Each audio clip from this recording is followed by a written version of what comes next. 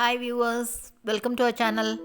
இன்றைக்கி நம்ம சேனலில் பெரிய நெல்லிக்காயை வச்சு தொகையில் அரைக்க போகிறோம்.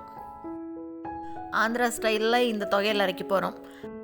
துவர்ப்பு, புளிப்பு, காரம் எல்லாம் வச்சு டேஸ்ட்டு நல்லா சூப்பராக இருக்கும். வாங்க எப்படி பண்ணுறதுன்னு பார்க்கலாம். ஒரு கடாயில் 1/2 ஸ்பூன் அளவுக்கு மட்டும் எண்ணெய் சேர்த்துக்கலாம். இப்போ இது கூட 1 டேபிள் ஸ்பூன் அளவு கடலைப்பருப்பு, 1 டேபிள் ஸ்பூன் அளவு உளுத்தம்பருப்பு ரெண்டையும் சேர்த்து நல்லா வறுத்து விட்டுக்கலாம். கடலைப்பருப்பு வறுபடுறதுக்கு கொஞ்சம் டைம் எடுக்கும், அதனால அதை முதல்ல லேசாக வறுத்து விட்டுட்டு அதுக்கப்புறமா இப்போ அது கூட 1 டீஸ்பூன் அளவு கடுகு சேர்த்துக்கிறோம். இது கூடவே 1/2 டீஸ்பூன் அளவு சீரகம் சேர்த்துட்டு இதையும் நல்லா வறுத்து விட்டுக்கலாம். கடுகும் சீரகமும் பொரிஞ்சு வரணும். பருப்பு நல்லா பாதி வறுபட்ட உடனே இப்போ இது கூட காரத்துக்கு காஞ்ச மிளகாய் சேர்த்துக்கலாம். நான் 4 மிளகாய் சேர்த்துருக்கேன். நீங்கள் காரம் கூட வேணும்னா இன்னும் 2 சேர்த்துக்கலாம்.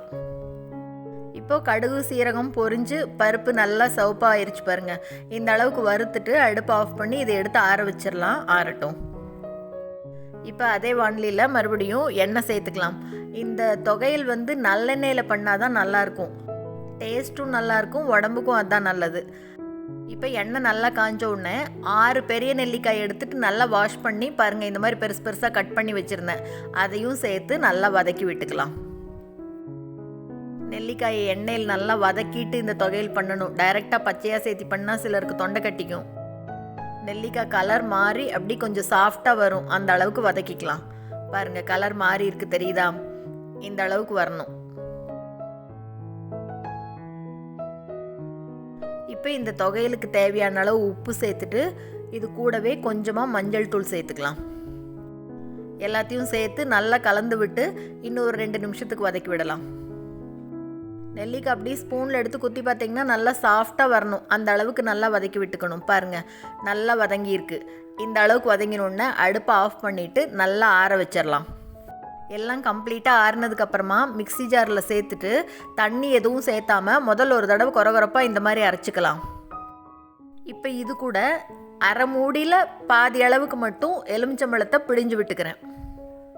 புளி சேர்த்தலை இந்த தொகையிலுக்கு, அதுக்கு பதிலாக எலுமிச்சம்பழத்தை பிழிஞ்சு விட்டுக்கிறேன். இப்போ இதை மறுபடியும் ஒரு ஓட்டு ஓட்டிட்டு வேணும்னா கொஞ்சமாக தண்ணி தெளித்து பாருங்கள், இந்த மாதிரி கொரகொரப்பாக அரைச்சிக்கணும். தொகையில் நைஸாக இருக்கக்கூடாது, நைஸாக இருந்தால் நல்லா இருக்காது. இப்போ இந்த அரைச்ச தொகையில் ஒரு பவுலுக்கு மாற்றிட்டு இதுக்கு தாளித்து கொட்டிடலாம்.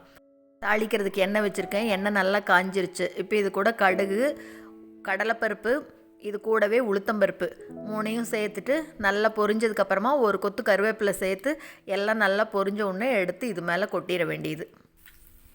அவ்வளோதாங்க, ஆந்திரா ஸ்டைலில் சூப்பரான நெல்லிக்காய் தொகையில் ரெடி ஆயிடுச்சு.